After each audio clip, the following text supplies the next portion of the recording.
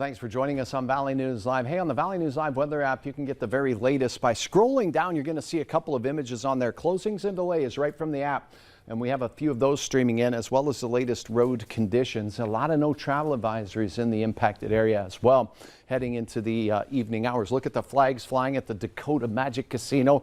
And that is where that road is closed and will remain closed, south of Fargo all the way to Sioux Falls. Wind and blizzard conditions. There's going to be areas of impossible travel. There's going to be some life-threatening cold across more area than even in the blizzard warned area, and we have that potential for some power disruptions as well. Again, stay informed with the Valley News Live weather app. South of Fargo, we're starting to see some light snow showing up. Ellendale out towards Gwinner as well, but down south of the South Dakota border is where things are a little heavier. In fact, south of Watertown, see the deep blue shades here spreading here through southwest parts of Minnesota. That batch of snow closed roads there. It's moving into the Twin Cities right now. So travel is getting very tricky out there. Stay home if you can. As we mentioned earlier, be where you want to be between 3 and 6 tonight in the FM area and in our viewing area.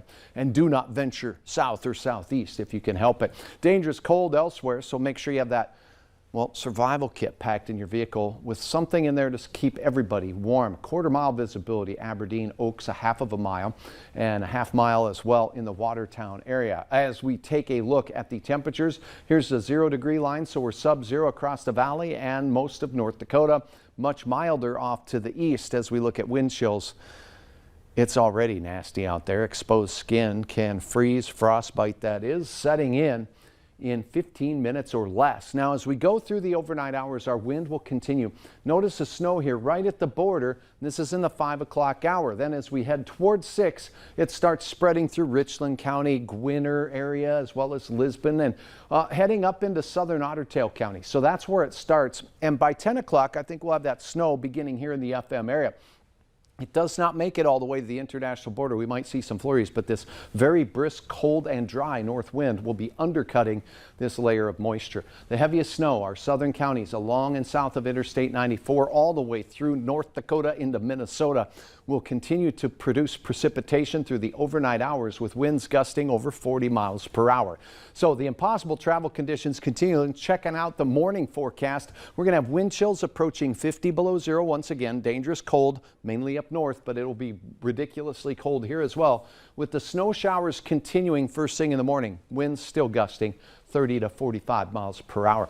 Heaviest snow will be south. Look at Otter Tail County and point south. That's where I think in our area things will be the most ridiculous as we look along the highway here towards 10 to noon. That's when things start to exit with the new snow, but the wind continues, particularly right here in the Red River Valley. So travel will likely still be pretty nasty throughout the day. A trace of snow far north of the Highway 2 corridor, 1 to 4 through Grand Forks, Red Lake Falls, and Polk County. Get into this deeper shade of blue here. That's 3 to 7. That includes the FM area, rapidly increasing close to that 7-inch amount as we get into our southern counties. The deep blue, 6 to 12 inches, very rapidly increasing. So southern Otter Tail County stands to see a few areas that get some substantial snow.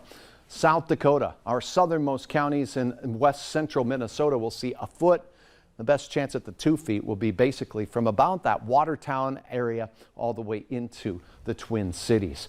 Ridiculous snow to try to travel through. Dangerous cold for all areas up to 50, or I should say down to 50 below to start your day. Temperatures 0 or below 0 for most locations. Wind chills nasty all day. The wind continuing but finally dying down at night, and that leaves us setting the stage for a brutal cold Friday morning. There will be places up near the border that approach 30 below. Improving conditions through the weekend into early next week. A small chance of a few flakes out there.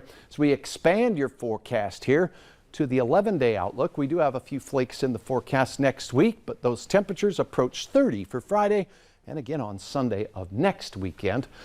Have your app handy and we'll keep you updated on changes and as this snow develops tonight. It is changing quickly, isn't it? It is. Yeah, thanks, Hutch.